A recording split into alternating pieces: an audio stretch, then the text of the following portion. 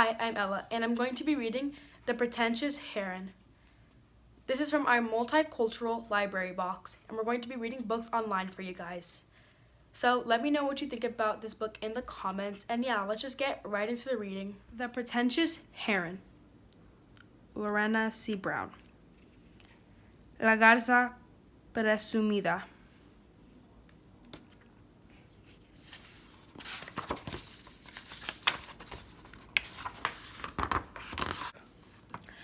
The lagoon had its native population as well as diverse visitors, but in summertime it filled with birds of all kinds, many of which were looking for a mate or came to build their nests, to hatch and to take care of their chicks.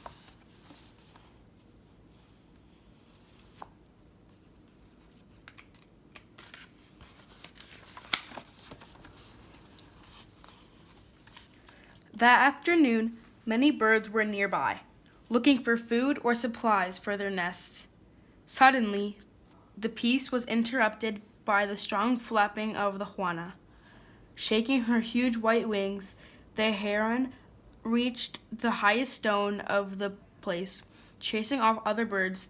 That was her favorite place, because all the other animals could see her spectacular white feathers, her slender black legs, and her yellow beak.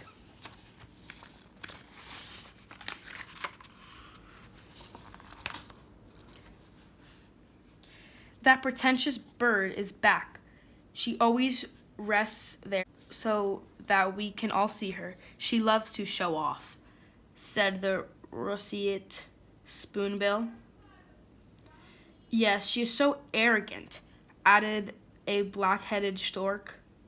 Juana knew that her arrival in the lagoon made many uncomfortable. She thought she was the most beautiful bird in the region, and that none matched her beautiful snow-white feathers. She was always alone and did not talk to anyone.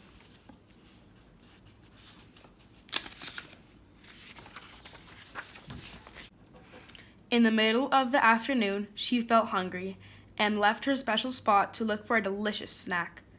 Although herons are in the habit of standing still in the water waiting for some distracted prey to approach and then catch it, Juana flew at a short distance for the other birds to see her, and when she spotted some fish, she quickly placed her beak into the water. But as she was catching the fish, she felt something pulling her right leg.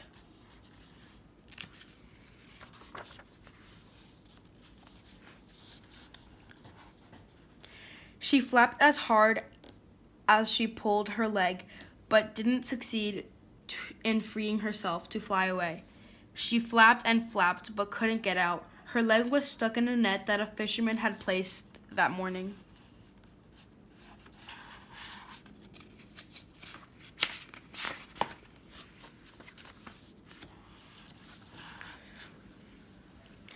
She was trapped in the middle of the water. The rest of the birds couldn't understand what was happening, but they did not want to ask either. Many remembered their bad experience with Juana, who on several occasions had rejected their offers of friendship because she thought no one was at her level of beauty and poise.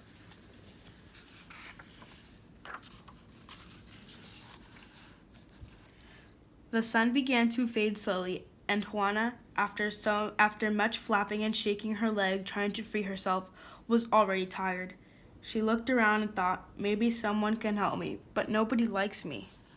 Who would want to help me?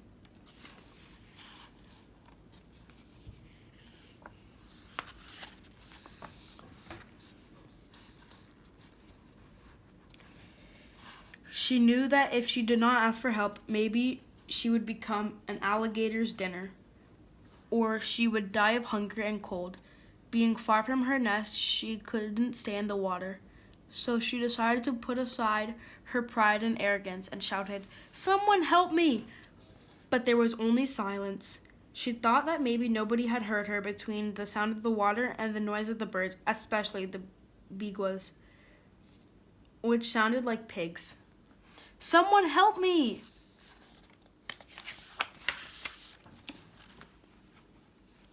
A few seconds later, she realized that she wasn't asking for help. She was demanding it. "Please, I need help. Can someone help me, please?" Her words caused surprise. Who would have thought that the pretentious white heron would ask for help? Pancha, a calm, experienced Rosette Spoonbill, approached her and said, "Don't worry, Juana. We'll help you get out. Let's see who helps me."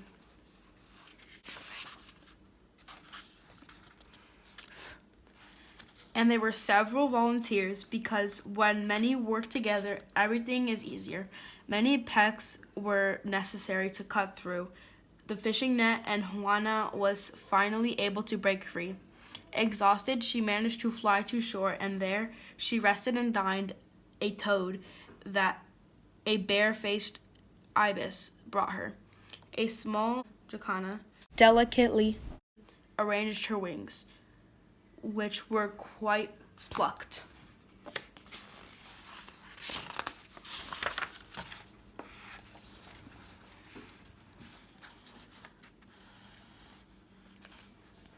When she recovered the strength to speak, Juana acknowledged, "Thanks, neighbors.